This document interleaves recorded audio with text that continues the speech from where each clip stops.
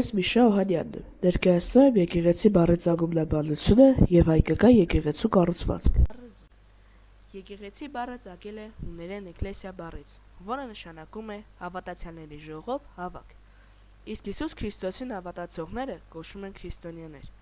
Քրիստոնեական եկեղեցի ասելով հասկանում ենք Քրիստոսին հավատացողների ամբողջությունը կամ հավաքականությունը։ Հայտնի է, որ աշխարհում ամենատարածված կրոնը քրիստոնեությունն է։ Դա նշանակում է, որ քրիստոնեական եկեղեցուն պատկանող մարդիկ, քրիստոնյաները, թվով ամենաշատն են աշխարհում։ Եկեղեցի անվանվում նաև այն շենքը, կառույցը, որտեղ հավաքվում են քրիստոնյաները։ Մարդիկ գնում են եկեղեցի աղոթելու, պատարագի, ժամերկության եւ այլ արարողությունների մասնակցելու համար։ Հայոց եկեղեցի ասելով հասկանում ենք Սուրբ Թադեոս եւ Սուրբ Բարդուղիմեոս առաքյալների կողմից Հայաստան աշխարհում հիմնված եկեղեցին։ Հայոց եկեղեցին քրիստոնյա աշխարհում ունի իր կարևոր տեղը, իսկ ազգային կյանքում հայ ժողովրդի անփոխարինելի արժեքներից է։ Այժմ ծանոթանանք եկեղեցական շինության արտաքին եւ ներքին մասերին, որի շնորհիվ կիմանանք նաեւ, թե դրանք ինչ նպատակի են ծառայում։ Արտաքին կառուցվածքը։ Հայկական եկեղեցիներն աչքի են ընկնում իրենց ուրույն ճարտարապետական տեսքով։ Ավանդաբար եկեղեցիներն ունեն ուղղանկյուն կամ խաչաձև կառուցվածք։ Շինության կենտրոնական մասում վեր է խոյանում գեղարվեստի գմբեթը, որի վրա կան լուսամուտներ։ Եկեղեցիները լինում են նաև առանց գմբեթի, բազիլիկ։ Ներքին կառուցվածքը։ Ներսի մասում եկեղեցին ունի սրահ, անցեր և վեմ։ Աղոթելու համար սրահում են հավաքվում հավատացյալները։ Սրահից հետո եկեղեցու արևելյան մասում գտնվում է անցերը, որտեղ արարողությունների ժամանակ կանգնում են հոգևորականները։ Անցերի հյուսիսային կողմում գտնվում է մկրտության ավազանը, իսկ արևելյան կողմում բեմը կամ խորանը։ Խորանի կենտրոնական մասում տեղակայված է պատարագի սուրբ սեղանը։ Եկեղեցիներում կան նաև ավանդատներ, որոնք գտնվում են բեմի աջ և ձախ կողմերում։ Այնտեղ են պահվում եկեղեցական իրերը, սպասք, զարդեր և այլն։ Եկեղեցի կառուցելիս կատարվում է հիմնօրներքի արարողություն։ Շինարարության ավարտից հետո նորակառույց եկեղեցին օծվում է, որից հետո այն դառնում է գործող եկեղեցի։ Ես Կարինե Գրիգորյանն եմ, ես ներկայացնում եմ Սուրբ Աստվածածին եկեղեցին, որը գտնվում է Գեղարքունիքի մարզի Գավառ տարածաշրջանի Նորադուս գյուղում։ Կառուցվել է 9-րդ դարում Սահակ Սյունեցի իշխանի նախաձեռնությամբ։ Եկեղեցին սրբատաշ է, ունեցել է մեծ քարերով կառուցված գմբեթավոր սրահ, բայց տարիների ընթացքում փլուզվել է։ Եկեղեցու բակում կան բազմաթիվ խաչքարեր, որոնցից ամենահինը թվագրվում է 996 թվականով, որն այժմ գտնվում է Հայաստանի պատմության թանգարանում։ Եկեղեցու շրջակայքում կա 9-ից 17-րդ դարերի գերեզմանոց, որտեղ կան նաև տարբեր դարերի պատկանող շուրջ 43 խաչքարեր։ Ես 8-րդ դասարանի աշակերտուհի Թորոսյան Գայանն եմ, նախագծային աշխատանքի շրջանակներում ներկայացնում եմ ծաղկևանքը։ Ծաղկևանքը գտնվում է Արա լեռան վրա, Արագածոտնի մարզում։ Մամրոտ վանքի մեջ կա մի աղբյուր, որն ասվում է, թե առողջարար հատկություններ ունի, հատկապես տեսողության համար։ Ջրում ցինկի բազմանշանակալից մակարդակ կա, որը օգնում է տեսողությանը, ինչպես նաև հոդերի և մկանների ճղաձգությանը։ Տեղի բնակիչները դրան Սուրբ ջուր են անվանում։ Ծաղկևանքը Կուրս Վարվարայի մահարձանն է համարվում։ Իսկ ըստ Վատիկանի Սուրբ Վարվարան, ինչպես Սուրբ Քրիստափորը, հավանաբար առասպելական գոյություն ունի։ Իսկ եթե ոչ, ապա իր դաժան հոր ձեռքին է զոհվել քրիստոնեություն ընդունելու համար և կամ հափշտակվել հրեշտակների միջոցով։ Ըստ մի այլ լեգենդի, Ծաղիկ անունով մի կույս աղջիկ էր ապրում։ Հայկական իշխաններից մեկը հավանում է նրան, նրա գեղեցկությանը և ուզում է բռնի դիրանալ նրան։ Ծաղիկը վախենալով փախչում է Արայի լեռ թաքնվելու համար։ Լեռան ստորոտում նա հանդիպում է մի հովվի, որ գառներ էր հարածեցնում և խնդրում է ոչ մեկին չհայտնել իր տեղը։ Զայրացած իշխանը սկսում է փնտրել ծաղիկին, նրան պատժելու համար։ Հանդիպում է հովվին, հովիվը վախենում է նրանից և հայտնում ծաղիկ կույսի տեղը։ Ծաղիկը տեսնելով, որ իշխանը ուր է կհասնի իրեն, բարձրանում է հսկա ժայռին և իրեն ներքև նետում։ Այդ պահին մատնիչ հովիվը իր ոչխարներով քարանում է։ Ծաղկի անվամբ էլ Արայի լեռան վրայի մատուռը կոչվում է իր անունով։ Մատուռի կտուրից կաթացող ջուրը համարվում է ծաղիկ կույսի արցունքները։ Մարդիկ գալիս են և տանում այդ ջրից, հավատալով, որ այն կբուժի իրենց կենդանիների աչքերը։ Ես Գոռ Մաստոյանն եմ, նախագծային աշխատանքի շրջանակներում ներկայացնում եմ նորավանքը։ Նորավանք անվանումը ծագել է հայերեն նոր և վանք բառերից, որոնք միասին նշանակում են նոր վանք։ Այս անվանումը վկայում է, որ վանքը կառուցվել է որպես նորաստեղծ հոգևոր կենտրոն։ Ըստ պատմական աղբյուրների, նորավանք հիմնադրվել է 13-րդ դարի սկզբին Ամաղու գյուղի մերձակայքում, Վայոց ձորի գեղատեսիլ կիրճում։ Այն կառուցվել է մի հին եկեղեցու տեղում կամ մոտակայքում, ինչը ևս մեկ անգամ ընդգծում է նոր բառի օգտագործման նպատակահարմարությունը։ Նորավանքը դարձավ Սյունիքի մետրոպոլիտների նստավայրն ու օրբելյան իշխանական տան դամբարանը։ Վանքն իր նշանակալի դերն է ունեցել Հայաստանի հոգևոր, մշակութային և գիտական կյանքում։ Նրա ճարտարապետական համալիրի մեջ ներառված են Սուրբ Կարապետ եկեղեցին և աշխարհահռչակ Սուրբ Աստվածածին Բուրտելաշեն եկեղեցին, կառուցված Մոմիկի կողմից։ Վանքի ճարտարապետությունն ու քանդակազարդումները մեծապես նպաստեցին նրա փառքին ու ճանաչմանը։ Այս ամենը վկայում է, որ նորավանքը ոչ միայն նոր էր իր կառուցման պահին, այլ նաև նոր կյանք ու նշանակություն էր բերում շրջանի հոգևոր և մշակութային կյանքում։ Այդ իսկ պատճառով վանքն արժանացել է նորավանք, նոր վանք անվանմանը։ Ես Անյուտա Համբարձումյանն եմ, սովորում եմ 8-րդ դասարանում։ Նախագծային աշխատանքի շրջանակներում ներկայացնում եմ Սաղմոսավանք եկեղեցին։ Սաղմոսավանք հայկական առաքելական վանական համալիր, Հայաստանի Արագածոտնի մարզի Սաղմոսավան գյուղում, Քասաղ գետի ձախ բարձրադիր գեղատեսիլ հատվածում, Երևանից 37 կիլոմետր հեռավորության վրա։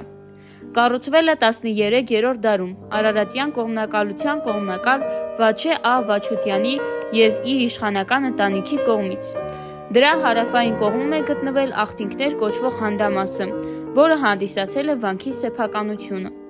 Ավանդության համաձայն հայոց առաջին կաթողիկոս Գրիգոր Լուսավորիչը 4-րդ դարում Արագածի գագաթից նկատելով այս վայրը գալիս է այստեղ և եկեղեցի է կառուցում։ Այնուհետև նույն տեղում հոգևորականներ հավաքելով նրանց սաղմոսներ է սովորեցնում։ Գրավոր այբուբենում Սաղմոսավանքը հիշատակվում է 12-րդ դարի երկրորդ կեսից, երբ Հովհաննես Մունջ վարդապետը վերանորոգել է այն և ստեղծել դպրոց, որը դարձել է նշանավոր գրչության կենտրոն։ 13-րդ դարում Զաքարյան իշխանությունների կողմից Արևելյան Հայաստանը ազատագրելուց հետո այստեղ հաստատվում է Վաչուտյան իշխանական տոհմը։ Վաչուտյանները ծագում էին Լոռիից, բայց իրենց ողջ գործունեությունը կապված էր Արագածոտնի հետ, որի տերերն էին նրանք։ Վաչե Վաչուտյան իշխանը տոհմի առավել ակնառու ներկայացուցիչներից էր։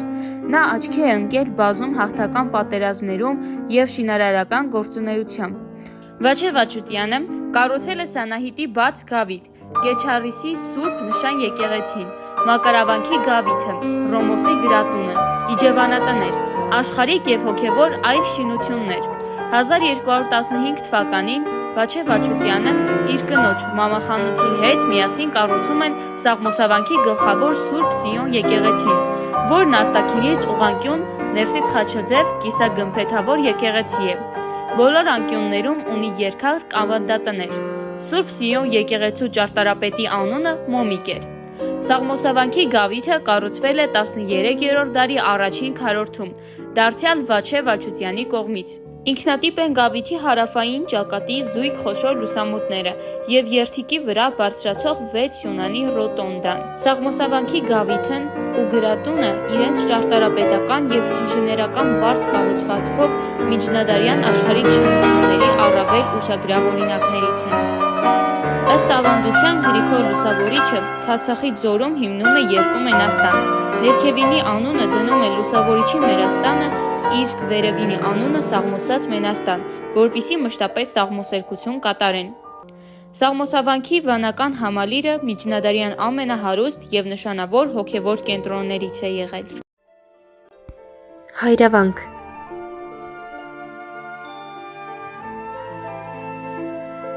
Սուրբ Հայրավանք եկեղեցին կառուցվել է 9-րդ դարում, ունի քառակոնք կենտրոնագմբեթ օրինվածք, համարվում է հայկական ճարտարապետության եզակի նմուշներից։ Գտնվում է Գեղարքունիքի մարզի Հայրավանք գյուղի հյուսիսարևելյան կողմում, Սևանա լճի ափին։ 1211 թվականին եղբայրներ Հովհաննես և Ներսես վարդապետները նորոգել են եկեղեցին ու կառուցել երկսյուն, երթիկավոր ութանից շթաքարեզարդ գմբեթով գավիթ։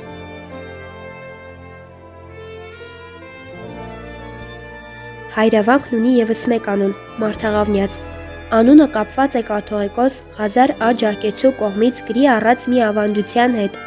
որի համաձայն 1381 թվականին Լենգթեմուրի արշավանքի ժամանակ հայրավանքի վանահայր Հովհաննեսը Քրիստոսի խաչափայտի մասունքով խաչի զորությամբ բռնակալի գերեվարած հազարավոր հայերի փոխակերպել է աղավնու և ազատ արձակել։ Հայրավանքը լուռ է, բայց խոսուն։ Նա պատմում է անցյալից, փարոս է մեր հավատքի ճանապարհին։ Նրա քարերի մեջ պահված է դարերի աղոթքը, իսկ նրա լռության մեջ մեր հոգու ուժը։ Տեսանյութը պատրաստեց 8-րդ դասարանի աշակերտուհի Մանե Հակոբյանը։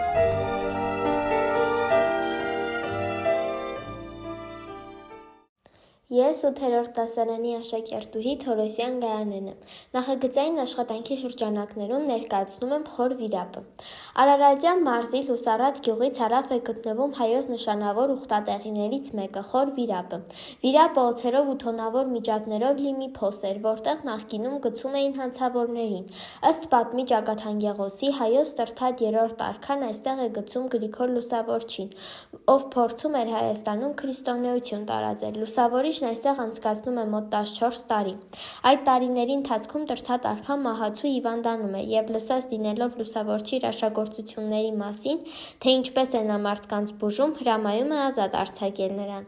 Լուսավորչի կողմից բժշկվելով արքան քրիստոնեությունը դարձնում է պետական կրոն։ 642 թվականին հայոց Ներսեզգը կաթողիկոսը վիրապի տեղում մի մատուռ է կանգնեցնում։ Վանքը պատրաստված է սպիտակ կրաքարից, բոլորաձև կենտրոնակազմ կառույց է, 8 սյուներով, իսկ կառուցվածքով այն նման է զվարթնոցին։ Մատուռի ավագ խորանից աջ է գտնվում վիրապը, որն ունի 6 մետր խորություն։ Խոր վիրապն ունի նաև այլ օժանդակ կառույցներ, ինչպիսիք են բրգաձև պարիսպը, սեղանատունը, խցերը և այլ շինություններ։ Ես Գարինե Գրիգորյանն եմ, ես ներկայացնում եմ Հաղարծին վանական համալիրը։ Հաղարծինի վանքը միջնադարյան հոգևոր և մշակութային համալիրը գտնվում է Տավուշի մարզում, Դիլիջան քաղաքից մոտ 18 կիլոմետր հեռավորության վրա, Անտառապատ լեռների գրկում։ Վանքը կառուցվել է միջնադարյան Հայաստանում 9-ից 11-րդ դարերում։ Հաղարծին անվան ծագումնաբանության հետ կապված կա մի գեղեցիկ ավանդազրույց։ Ըստ ավանդազրույցի, երբ կատարել են վանքի օծման արարողությունը, այդ ժամանակ գլխավոր եկեղեցու գմբեթի վրա մի արծիվ է ճախրել և դրանով վանքը հայտնի է դարձել որպես խաղացող արծվի վանք։ Հաղ նշանակում է խաղ, իսկ արծին՝ արծիվ, այստեղից էլ առաջացել է Հաղարծին բառը։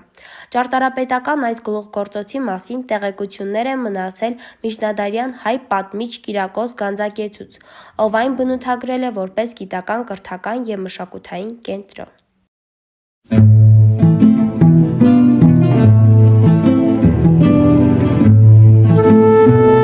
Տաթևի վանքը հայոց ամենահին և ամենահայտնի համալիրներից մեկն է։ Վանքի գլխավոր եկեղեցին կառուցվել է 895 թվականին Հովհաննես եպիսկոպոսի կողմից Սյունյաց իշխաններ Գրիգոր Սուփանի և Ձագիկի աջակցությամբ։ Համալիրը ներառում է 3 եկեղեցիներ՝ Պողոս Պետրոս տաճարը, Սուրբ Աստվածածինը և Սուրբ Գրիգորը, ինչպես նաև Գրիգոր Տաթևացու դամբարանը, Գավազան հուշարձանը և այլ պատմական շինություններ։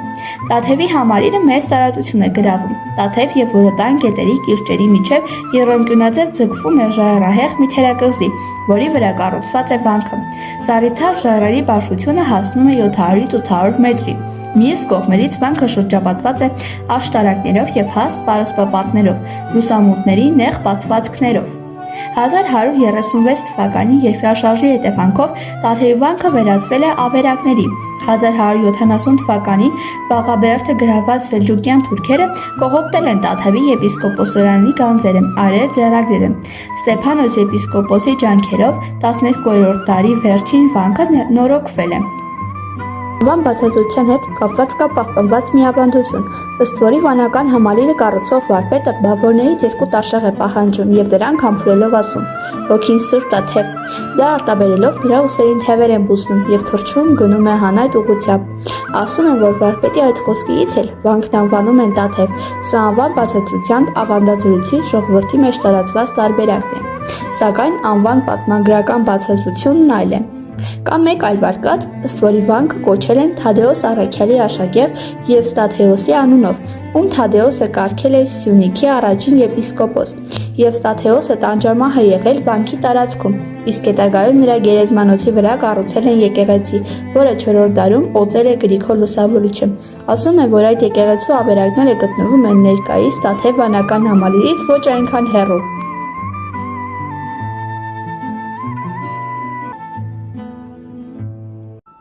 Էջմիածնի մայր տաճար գտնվում է Հայաստանի Արմավիրի մարզի Վաղարշապատ քաղաքում։ Ըստ գիտնականների, Անտիկ Հայաստանի առաջին մայր տաճարն է և համարվում է աշխարհի ամենահին մայր տաճարներից մեկը։ Էջմիածնի մայր տաճարը հայ առաքելական եկեղեցու Էջմիածնի կաթողիկոսության գլխավոր կրոնական կառույցն է։ Եկեղեցին կառուցվել է 4-րդ դարի սկզբին, 301-ից 303 թվականներին, քրիստոնեությունը որպես պետական կրոն ընդունելուց հետո Գրիգոր Լուսավորչի կարգադրությամբ։ Կառուցվել է նախապես գոյություն ունեցող տաճարի տեղում, խորհրդանշելով հեթանոսությունից քրիստոնեության անցումը։ Ներկայիս կառույցի հիմնական մասը կառուցել է Վահան Մամիկոնյանը 483-ից 84 թվականներին պարսկական ներխուժման ժամանակ խիստ վնասվելուց հետո։ Աստծո միածին որդին իջավ երկնքից և ոսկե մուրճով հարվածեց գետնին, ցույց տալով այն վայրը, ուր պետք է կառուցվեր Էջմիածնի սուրբ տաճարը։ Այստեղից էլ առաջացել է Էջմիածին անունը, այսինքն էջ գրաբարով իջավ միածինը։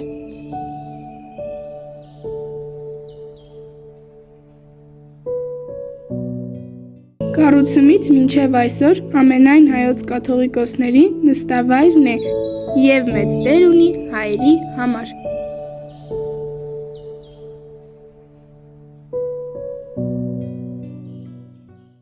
Ես Մովսես Բարձրյանն եմ, ներկայացնում եմ Շորգոլի վանքը։ Մատուրը գտնվում է գյուղից 2 կիլոմետր դեպի հյուսիս-արևելք, բարձունքի վրա, որտեղից բացվում է հիանալի տեսարան դեպի Սևանա լիճը, շինված է եղել սրբատաշ քայլով։ Ամանահին արձանագրությունը վերաբերվել է 1560 թվականին, բայց շենքի հին մասը թվարկվում է 12-րդ դարով։ Ես Վիշա Ահալյանն եմ, ներկայացնում եմ Գեղարդավանքը։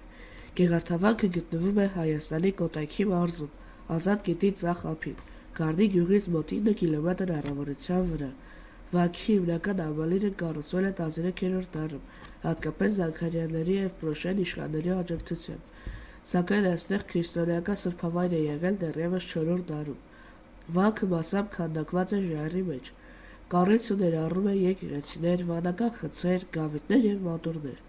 Ամենահինը գլխավոր կաթողիկեն է 1215 թվական, ինչպես նաև ժայռափոր ավազանի մատուրը։ Գեղարդ նշանակում է Սուրբ Նիզակ։ Ըստ ավանդույթի այստեղ է պահվել Հիսուս Քրիստոսի կողը խոսած նիզակը՝ Գեղարդը, որը վանքին տվել է իր անունը։ Վանքը հայտնի է նաև որպես այրի վանք, վանք քարանձավում։ Ես Զետա Վաղինակյանն եմ, ներկայացնում եմ Սուրբ Հովհաննես եկեղեցին։ Սուրբ Հովհաննես մատուրը, հայտնի նաև որպես Ղարթախչի, գտնվում է Հայաստանի Լոռու մարզի Ծաղկաբեր գյուղի մոտակայքում, Փամբակի Լեռնաշղթայի Սրբի լեռան գագաթին, ծովի մակարդակից մոտ 2157 մետր բարձրության վրա։ Ըստ ավանդության, մատուրը կառուցվել է այն վայրում, որտեղ 10-րդ դարում բերվել է Սուրբ Հովհաննես Մկրտչի մասունքներից։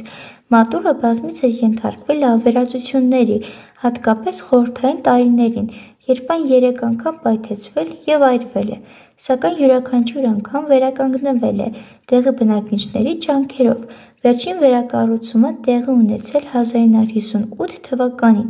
Մատուրը հասանելի է միայն ոտքով, մոտ 3 կիլոմետր երկարությամբ լեռնային արահետով, որը սկսվում է Հարթագյուղ Ծաղկաբեր կամ Մեծ Պարնի գյուղերից։ Ճանապարհը դժվարամատչելի է, սակայն ուխտավորների և զբոսաշրջիկների համար այն դարձել է հոգևոր վերելքի և ինքնամաքրման խորհրդանիշ։ 2005 թվականից սկսած մատուրի շրջակայքում ուխտավորները տեղադրում են հարյուրավոր խաչքարեր՝ ի նշան հավատքի և երախտագիտության։ Այս ավանդույթը վերականգնում է մատուրի պատմական նշանակությունը որպես ուխտավայր։ Սուրբ Հովհաննես մատուրը հիշատակվում է հայ գրականության մեջ։ Հայ մեծանուն բանաստեղծ Հովհաննես Շիրազը իր նամակներում և բանաստեղծություններում անդրադարձել է մատուռին, իսկ 20-րդ դարի միստիկ փիլիսոփա Գեորգի Գյուրջիևը իր հայտնի «Մարդկանց հետ» գրքում հաղորդում է մատուռի մասին տեղեկություններ։ Սրբատեղին հասնելու համար պահանջվում է 1-1.5 ժամ, երբ արդեն ճանապարհի կեսն անցնում ես, հեռվից երևում է Խաչքայրը, հավաքում ես վերջին ուժերդ ու վերջին դժվարություններն էլ հաղթահարելով հասնում լեռան գագաթ։ Լեռան բարձունքում Խաչքայրի բուրակի մեջ պահպանված ու խրոխտ կանգնած է սպիտակ սրբատեղին։ Միշտ ներս մտնելն անթիվ անհամար խաչքարերին աչք են ծակում։ Խաչքայրից յուրաքանչյուրը մի պատմություն ունի։ Ասում են, սրբատեղի այցելած հավատացյալները, որոնց երազանքները կատարվել են, որպես շնորհակալություն մի խաչքար են կանգնեցրել, սկսած 2005 թվականից։ Մատուռի տարածքում 200-ից ավելի խաչքար կա տեղադրված։ Մատուռի դռան դիմաց վաճառասեղաններ են դրված, մոմ ու այլ հուշանվերներ են վաճառում։ Մատուռի ներսում մոմ վառելու համար նախատեսված 5 փոքր սեղաններ են տեղադրված։ Բազմաթիվ վառված մոմերի արանքում հալված մոմերի վրա հազիվ կարողանում ես տեղ գտնել մոմ տեղադրելու համար։ Հավատացյալները ներսում վառում են մոմերը, աղոթում ու վերջում էլ 3 կամ 7 անգամ պտտվում մատուռի շուրջ բոլորը։ Թեթևացած հոգով ու մեծ հույսերով լցված հավատացյալները հետ են դառնում 20-ից 30 րոպեում։ Կարծես 1.5 ժամ հաղթահարած քարքրոտ ու բարդ ճանապարհն արդեն հարթ ու ուղիղ է դարձել։ Դեպի Աստված տանող ճանապարհը բարդ է, բայց երբ հավատքիդ օգնությամբ հաղթահարում ես, Սուրբ ինքն է քեզ ճանապարհում, մեկնաբանում են հավատացյալները։ Ես Նարեկ Արությունյանն եմ, ներկայացնում եմ Գյումրիի Սուրբ Ամենափրկիչ եկեղեցին։ Սուրբ Ամենափրկիչ եկեղեցին գտնվում է Հայաստանի Հանրապետության Շիրակի մարզի Գյումրի քաղաքի կենտրոնում։ Կառուցվել է 1860-ական թվականներին, Անիի մայր տաճարի նմանությամբ։ Շինարարական աշխատանքներն ավարտվել են 1873 թվականին։ Եկեղեցու բարձրությունը 36 մետր է։ Ըստ առկա աղբյուրների եկեղեցին անվանվել է ի պատիվ Հիսուս Քրիստոսի, որպես աշխարհի փրկիչ։ Շինարարական աշխատանքներն ղեկավարել է Թադեոս Անտիկյանը։ Ամենափրկիչ եկեղեցին ոչ միայն Գյումրիի, այլ Հայաստանի նշանակալից ճարտարապետական կառույցներից մեկն է։ Ես 8-րդ դասարանի աշակերտ Մարտիկ Մակարյան ներկայացնում եմ Գոշավանքը։ Գոշավանքը գտնվում է Հայաստանի Տավուշի մարզ Գոշ գյուղի եզրին, գետիկ աջ ափին։ 1188 թվականին իշխան Իվան Զաքարյանի աջակցությամբ հիմնադրվել է Մխիթար Գոշը, երկրաշարժից ավիրված գետիկ վանքի մոտակայքում։ Ժամանակին Գոշավանքը համարվել է ժամանակի լավագույն կրթական համալիրներից մեկը։ Սկզբում անվանել են նոր գետիկ, այնուհետև Գոշավանք։ Ես 8-րդ դասարանի աշակերտ Ներսիան Տարոնն եմ և ներկայացնում եմ Սանոյին ու Աղբատ վանական համալիրները։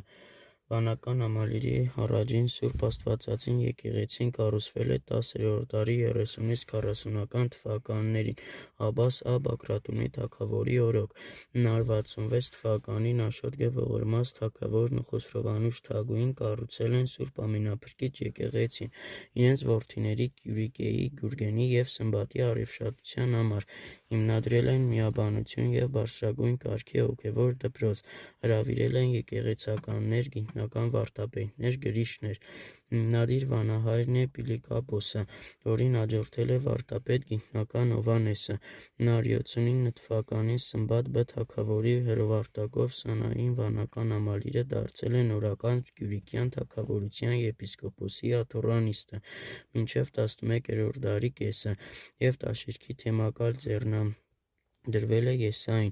Երևելի վանահայրերից է մեծ ռետոր հռչակված Դիոկորոս Սանահնեցին 1039-ից 1063 թվականներին։ Նրա օրոք կառուցվել են Գրատունն ու Սուրբ Գրիգոր մատուռը։ Հոգևոր դպրոցը դարձել է ուսումնական մեծ կենտրոն։ Հարստացել են գրադարանը, գրվել, ծաղկվել և ընդօրինակվել են բազմաթիվ ձեռագրեր։ Նրան աշակերտել,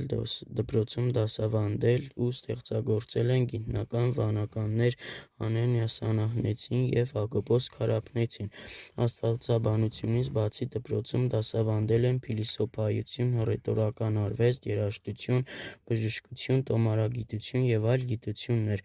Ըստ ավանդության դպրոցում դասավանդել է նաև Գրիգոր Մագիստրոս Փահլավունին։ Նրա անունով էլ Սուրբ Աստվածածին և Սուրբ Ամենափրկիչ եկեղեցիների միջև կառուցված սրահը կոչվել է Մագիստրոսի ճեմարան։ 11-րդ դարի երկրորդ կեսին սկսված սելջուկյան արշավանքներն ու նրանց տիրապետության ընթացքում, ինչպես նաև Կյուրիկյան թագավորության անկումից հետո 1113 թվականին Սանային վանքը ապրել է տևական վատթար ժամանակաշրջան։ 12-րդ դարի վերջին տաշիրկի գավառի կազմում դառնալով Զաքարյան իշխանների սեփականությունը, վանքը վերականգնել է իր դերը երկրի հոգևոր ու գիտամշակութային կյանքում։ Այդ շրջանում կատարվել են նաև լայնածավալ շինարարական աշխատանքներ։ 12-րդ դարի 80-ական թվականներից մինչև 13-րդ դարի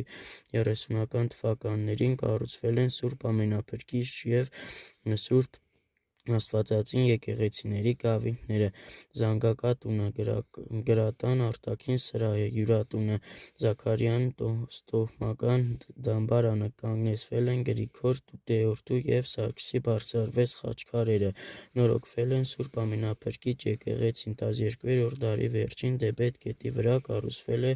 Սանային նշանավոր կամուրջը, որով անցնում էր վանքը տանող ճանապարհը, իսկ գյուղում աղբյուրը։